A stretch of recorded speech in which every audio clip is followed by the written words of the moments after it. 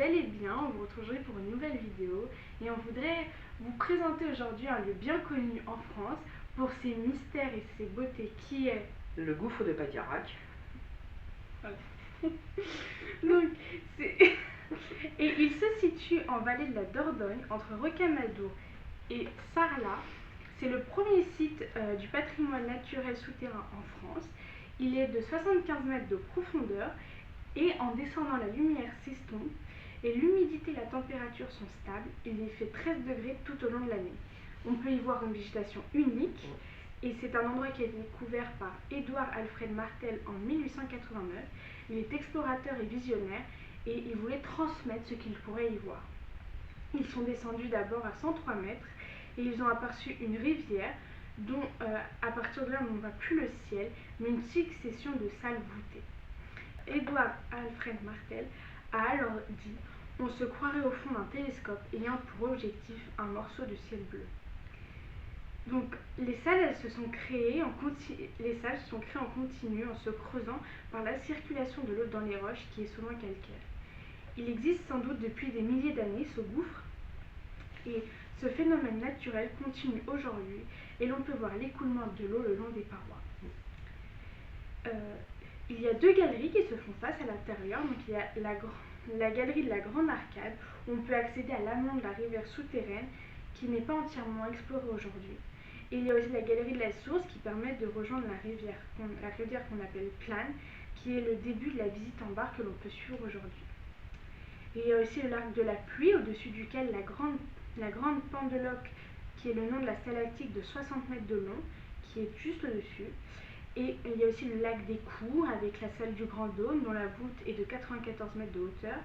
Et Martel, lui qui a lu Jules Verne, lui s'est retrouvé dans ce voyage au centre de la Terre qui a été publié en 1864 et qui comptait une expédition dans les profondeurs terrestres par le cratère d'un volcan islandais. Le 9 juillet 1889, Édouard Alfred Martel et son équipe entreprennent une descente au centre de la Terre avec des échelles de cordes et des bougies. Mais arrivé à 60 mètres, il découvre une brèche dans le fond du gouffre. Mais il doit s'arrêter confronté à l'eau froide. Le lendemain, dès l'aube, Martel redescend équipé de rubans de magnésium et d'un canot. L'inauguration officielle a lieu le 10 avril 1899 et la presse et de nombreuses personnalités étaient présentes. Il est souvent qualifié de merveille géologique, mais il y a aussi de nombreuses légendes à faire frissonner qui mêlent croyances religieuses et mystiques, que l'on nomme aussi bouche de l'enfer et qui est surnommée le trou du diable. C'est une ouverture ronde qui s'est ouverte sur un champ sans prévenir et dont les bêtes égarées tombaient régulièrement, où leurs cadavres étaient aussi jetés par les paysans et qui a attiré les corbeaux et les oiseaux charognards et qui lui a valu ce lieu d'annonciateur de malheur et qui a alimenté la peur profonde des villageois. Mais il est aussi considéré comme une cathédrale creusée dans la roche. Il y a deux légendes recensées à ce jour. La première compte celle du diable qui un soir ouvrit le sol d'un coup de talon et emporta les âmes des villageois de Padirac vers l'enfer. Il fit face à Saint Martin qui déambulait à dos de mule et qui sauva les esprits. Alors qu'il attrapait le diable lui proposa un marché. Il lui dit « Saint de malheur, tu ne sauteras point mon fossé, mais si tu y réussis, tu sauveras ces âmes de l'enfer. » Saint Martin releva le défi. Il franchit l'abîme et laissa l'empreinte de ses fers dans le roc calcaire. Les âmes furent sauvées et le diable englouti par le trou. Une autre légende a été recensée, celle-ci remonterait au Moyen-Âge pendant la guerre de 100 ans. C'est un groupe de soldats anglais dirigé par Édouard de Woodstock, qui est le fils aîné du roi Édouard III et qui est surnommé le Prince Noir. Il décida de cacher dans l'abîme un trésor dans une peau de veau. Les paysans convoitent ce trésor, mais ils ne sont jamais allés dans le gouffre à cause de la peur qui y règne. Édouard Alfred Martel acheta les terrains pour aménager le gouffre au public, et les propriétaires ajoutèrent au contrat qu'une partie du butin leur serait due. Pour Alfred de Martel, descendre dans les entrailles de la terre l'un des gouffres les plus mystérieux jamais explorés. Édouard Alfred Martel, lui, l'a décrit comme et se demande « Est-ce que nous ne rêvons pas ?» En occitan, Padirac signifie le pas du diable. Il y a 20 ans,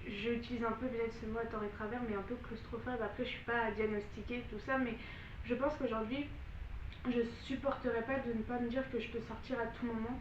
Enfin, moi aujourd'hui, j'ai besoin d'avoir un accès facile à l'extérieur. Ouais, mais enfin, tu fais plus rien. Bah, dans les trucs quand même, parce que tu vas dans le coin où il y a le cours de Padirac, c'est pas la seule grotte qu'il y a. Hein. Non, je sais, il y a Il y en a beaucoup. plein, donc. Mais là, c'est vraiment une grotte qui est en profondeur. Ah oui. Et moi, j'ai besoin de savoir que j'ai un accès rapide sur l'extérieur. Je me sens très vite oppressée, mais ça, ça vraiment exempté, c'est juste là, c'est vraiment l'aspect. Non, mais là, c'est oppressant, pas par la. C'est oppressant parce que t'as au-dessus de toi, tu dis que t'as toute cette voûte de pierre en fait. Mais en même temps, tu sens que on n'est pas tout seul. Moi, je dis qu'on n'est pas tout seul. Voilà. C'est très spécial. Ouais. Mais après, voilà, moi, après, je fonctionne comme ça et c'est pas grave, il y a plein d'autres lieux à visiter. Après, oui. Peut-être que si j'y vais, je me dirais, oui, il y a une expérience et je passerai au-dessus, mais ça, j'en sais rien. Je crois que si un jour on y va, j'emmènerai le pendule. Dans la grotte? Ouais. Ok. De voir ce qui. Attends, ça te dérange pas de retourner, enfin, le fait que ce soit fermé, que t'as pas accès facilement à l'extérieur, quoi. Non. Non, moi je crois. Il y a du monde, hein. C'est vraiment sécurisé. Là, actuellement, c'est fermé, ça ne rouvre que le 26 mars. Donc, oui, c'est fermé. Bah oui, c'est fermé parce que en fait, ils doivent sûrement sécuriser le lieu. Peut-être qu'il y a eu déjà un accident ou j'en sais rien. Mais ils sécurisent le lieu à cause de. En plus, il y a beaucoup d'eau. Il y a beaucoup de pluie. Donc, peut-être que ça fragilise un petit peu les. Sûrement. Voilà. Après, c'est très surveillé. Hein. Ah oui, oui. À tel point c'est touristique, c'est forcément. Oui, oui. Mais je dis, quand t'approches du gouffre, même sans pour reprendre, aller à la caisse, payer l'entrée, etc., quand t'es à l'extérieur et que tu vois ce trou énorme, il y a quelque chose qui t'appelle au fond. C'est très spécial. Ah ouais? Ouais. Ouais. Dans une autre dimension. D'accord. Voilà. Moi, c'était mon ressenti. Ok. Bah peut-être, voilà, si on a l'opportunité, peut-être qu'à ce moment-là, j'aurais envie d'y retourner, mais c'est vrai que là, de me dire que je vais sous la terre sans pouvoir voir le ciel, je sais pas si je pourrais. Il faut descendre par l'extérieur. T'as les escaliers. Non, mais Et c'est tu pas vois le fait. l'extérieur. Oui, mais quand t'arrives en bas, mais à un moment donné, quand tu rentres dans la grotte directement, Ah tu oui. vois plus le ciel. Ah oui, oui. Et ça, c'est particulier, je trouve. Donc, C'est partie de la nature. La nature qui a creusé. Hein. ouais, c'est, bah, la nature, elle a creusé tout La ça. nature qui a creusé. Hein. Parce que c'est vrai que c'est phénoménal. Alors t'imagines celui-ci, le gouffre, il s'est ouvert. Imagine le nombre de gouffres qui se sont. Enfin, pas de gouffres, parce qu'ils ne sont pas ouverts, mais il va y avoir comme une autre dimension en dessous nos pieds. C'est-à-dire C'est-à-dire que bah, si tu vois que ce gouffre qui s'est ouvert et que tu peux aller visiter, puis que tu arrives en barque, etc., moi j'imagine que ça peut être le seul gouffre ah non, non, non, non. qui ne s'est pas ouvert aux yeux et que tu dois avoir dans tout le. Parce que Oui. ça ne s'arrête pas qu'au gouffre de Padirac. Ah non, non, non. Mais là, comme le gouffre il est ouvert, là, pour parler vraiment de la partie paranormale, en dehors des légendes, c'est que c'est un endroit idéal pour se cacher. Donc, on a vu qu'il y avait des mercenaires, qu'il y a des gens, bah, bon, là, c'est un peu triste, mais c'est un peu, pour ceux qui aiment le true crime, c'est les crimes, les récits de crimes, etc., de faits divers.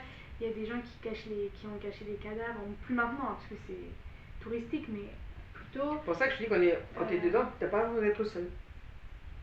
Ouais. T'es pas seul parce qu'il y a du monde. Mais je te parle de l'invisible. D'accord. Moi j'ai très très peu de souvenirs donc. Bah oui, t'étais petite. Bah, j'avais 6 ans à peu près. Donc c'est vrai que je ne me rappelle pas. Mais ça donne vraiment envie d'y retourner malgré la peur. Ouais, tout à fait. Bah, merci beaucoup. Merci. Au revoir et à très bientôt. À très bientôt.